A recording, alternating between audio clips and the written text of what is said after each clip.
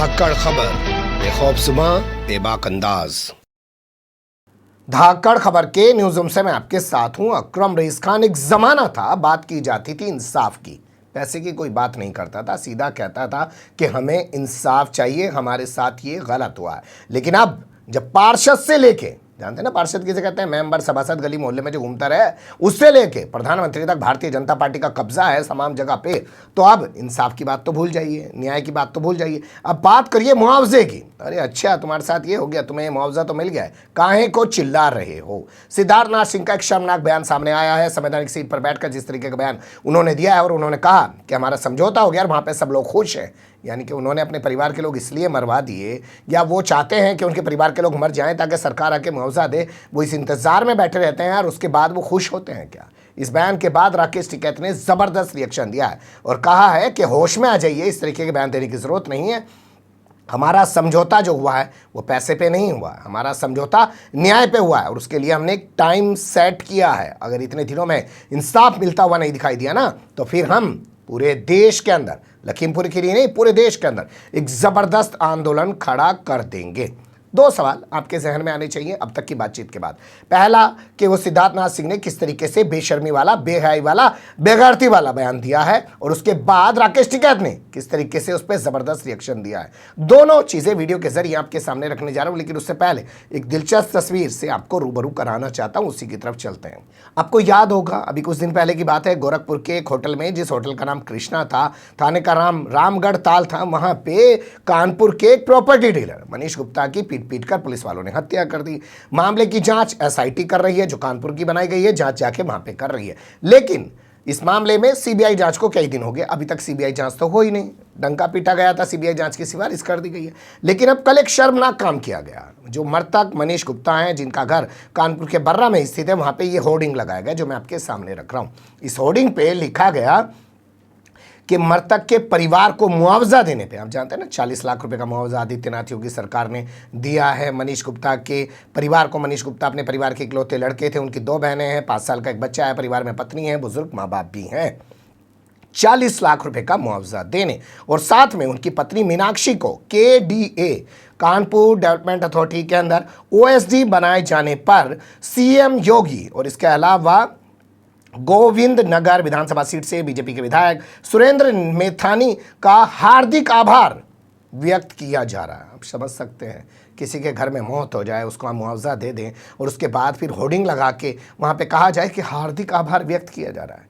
क्या आदमी कीमत जो है पैसा बन के रह गई, नौकरी बन के रह गई। इंसाफ तो अभी दिला नहीं पाए, किसी को गिरफ्तार किया नहीं है, सारे पुलिस वाले फरार चल रहे हैं और इंसाफ के नाम पे क्या ढोंग पीटा जा रहा है, ढिंढोरा पीटा जा रहा है, होर्डिंग लगाया जा रहा है। शर्म नहीं रही है और कहा जा रहा है कि वैश्य समाज की ओर से ये होर्डिंग लगाया गया। आप जानते हैं मनीष गुप्ता भी वैश्य समाज से ही आते तो वैश्य समाज जो है आदित्यनाथ योगी का आभार व्यक्त कर रहा है। ये अपने आप में एक शर्मनाक खबर है। मीडिया में इसको लेकर जरूर चिंता जताई जा रही है, लेकिन हम लोगों ने सर्च किया कि क्या मीनाक्षी गुप्ता की तरफ से इस मामले को लेकर किसी तरीके का कोई रिएक्शन है, तो 4 अक्टूबर के बाद हमें कोई अपडेट मीनाक्षी गुप्ता के ट्विटर पर नहीं मिल पाया। 4 अक्टूबर वो कुछ जो है खबरें उन्होंने ट्वीट की हैं कि सीसीटीवी फुटेज सामने आई है, ये है वो है, इस तरीके की खबरें उन्होंने डाल रखी है। लेकिन ये पोस्टर उनके घर के बाहर लगाया गया, जो एक तरीके से इस परिवार का भी अपमान है, इस परिवार के जख्मों पर भी नकमक छिड़कने का काम कर रहा है।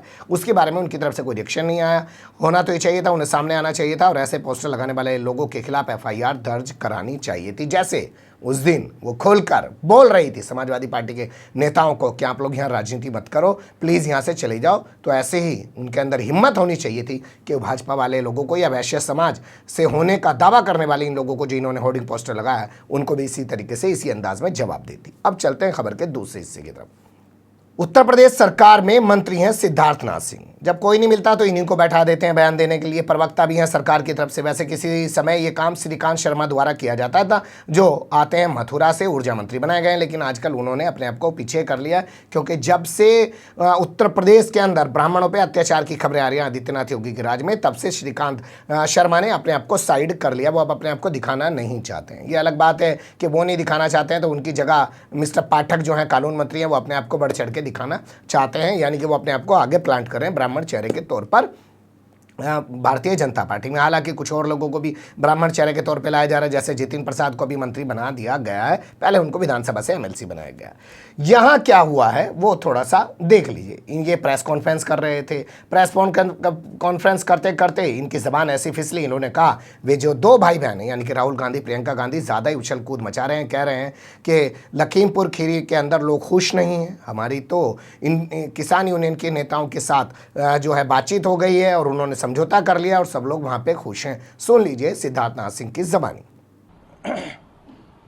आज तक समझ नहीं आता है ये विपक्ष के लोग और विशेष रूप से कांग्रेस के दोनों भाई बहन उछल रहे हैं। आप वहां पे जाना चाहते हो, परिवार से मिलना चाहते हो, कहते हो कि उन लोग नाखुश हैं। अरे किसान यूनियन के एक नेता ने स्वयं आकर जॉइंट पीसी करी और वो समझौता हुआ है, उस समझौते से सब लोग वहां के खुश हैं।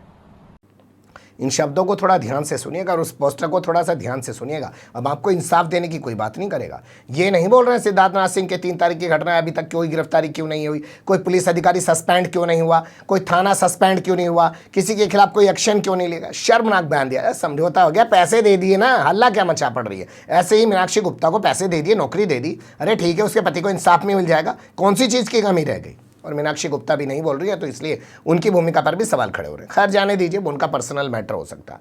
अब एक खबर मैं आपको याद दिलाना चाहता हूं वीरेंद्र सिंह से जुड़ी हुई। सांसद भारतीय जनता पार्टी के, पिछली सरकार में यानी कि 2014 से 2019 के बीच इस्पात मंत्री थे, हरियाणा पहुंच गए। एक जनसभा को संबोधित करते हुए बोले कि मैं मनोहर लाल खट्टर से कह दूंगा कि मरने वाले सैनिकों को और ज़्यादा मुआवजा दें।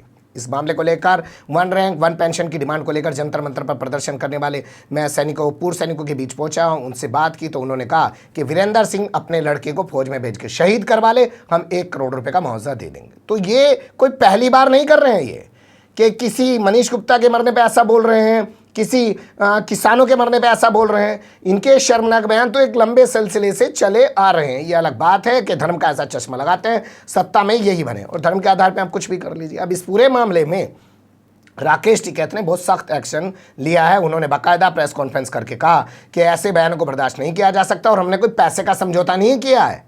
हमने समझौता किया है कि 7 दिन के अंदर वो मंत्री जो गृह मंत्री बना बैठा है वो उसको रिजाइन करवाया जाएगा, उसके बेटे को जेल भेजा जाएगा गिरफ्तार करके, और अगर ऐसा नहीं हुआ तो हम एक देशव्यापी बड़ा आंदोलन खड़ा कर देंगे। और उन्होंने मंत्री को सीधे तौर पे हड़काया भी है कि ऐसे बयान देने से परहेज करें।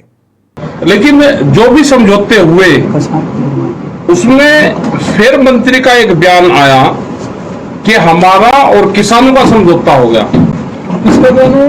किसी मिनिस्टर का बयान आया, वो शायद आपके पास में आ जाएगा, भी आज नहीं होगा तो आ जाएगा, कि हमारा किसानों का समझौता हो गया। बात्रा ने प्रेस की, उन्होंने कहा, हाँ किसने भी कहा है, हमारा पैसों का समझौता नहीं है किसान का। अगर सरकार पैसों पे समझौता करना चाहती है तो अपना अकाउंट नंबर बता दें, जो पैसे दिए हैं वो पैसे हम उसके सरकार को वापसी दे देंगे। हमारा समझौता इतना था कि इनका दाह संस्कार हो जाए। हम बॉडी पे कोई राजनीतिक आंदोलन नहीं हमारा है, क्योंकि उसमें बहुत सी सिचुएशन आती है। अधिकारियों ने और जो हमारे किसान संगठन के लोग थे उन्होंने, जो परिवार के लोग थे, उन सब लोगों की सहमति से जो भी निर्णय हुआ सबकी सहमति से निर्णय हुआ। करीब 10,000 से ज्यादा लोग वहां पे परसों भी मौजूद थे 2 दिन पहले, और हालात क्या थे उसको देखते हुए ये हुआ और सरकार ने 1 हफ्ते का टाइम मांगा है। तो जो मंत्री हैं बगैर उसके इस तरह के बयानबाजी ना करें कि समझौता हो गया और पैसे पर समझौता हो गया। हमारा समझौता है भारत सरकार का,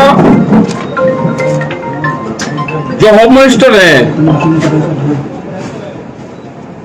वो इस्तीफा दे जिसने कर्मकांड करवाया है। हमारा समझौता है कि उसका लड़का जो टंडी है उसका लड़का गिरफ्तार हो और इसमें 1 हफ्ते का टाइम है, पुलिस प्रशासन ने 1 हफ्ते का टाइम मांगा है। जिस दिन यहाँ पे भोग रस्म पकड़ी होगी, जो भोग होता है वो होगा, उस दिन हम कैड़ा निर्णय यहाँ पे लेंगे। गलत तरीके की बयानबाजी वो कतई बर्दाश्त नहीं होगी। एक ये फैसला हुआ है, अधिकारी वहां पे थे, सब लोग वहां पे मौजूद हैं। फैसले में ये भी है कि 1 हफ्ते में गिरफ्तारी होगी, नहीं तो हम पूरा कैड़ा निर्णय पूरे देश भर के लिए सख्त निर्णय हम लेंगे। ये हमारा फैसला है। सुन लिया आपने राकेश टिकैत को वो किस टोन में बात कर रहे हैं। अब देखना दिलचस्प होगा कि 7 दिनों बाद क्या स्थिति निकल के आती है और क्या बीजेपी के जो नेता हैं वो इस तरीके के शर्मनाक बयान देने से गुरेज करते हैं। लेकिन आज ही आपने देखा होगा कि खबर आई कि हरियाणा के जो अंबाला इलाका है वहाँ पे भारतीय जनता पार्टी का एक सांसद है, नायब सैनी, उसने अपनी कार से कुचल के किसानों को मारने की कोशिश की और एक किसान घायल है, उसको अस्पताल में भर्ती कराया गया। ये खबर हम आपके सामने विस्तार से रख चुके हैं। बने रहिएगा धाकड़ खबर के साथ। फिलहाल कमेंट्स के रूप में आप लोग अपनी राय दे सकते हैं, खबर को लाइक कर सकते हैं, चैनल को सब्सक्राइब कर सकते हैं, ज़्यादा से ज़्यादा हमारी खबरों को शेयर कर सकते हैं। फिर ऐसे ही किसी सुलगते हुए या उलझते मुद्दे लेकर मैं आपके सामने हूँगा हाजिर। फिलहाल अभी मुझे दें इजाज़त।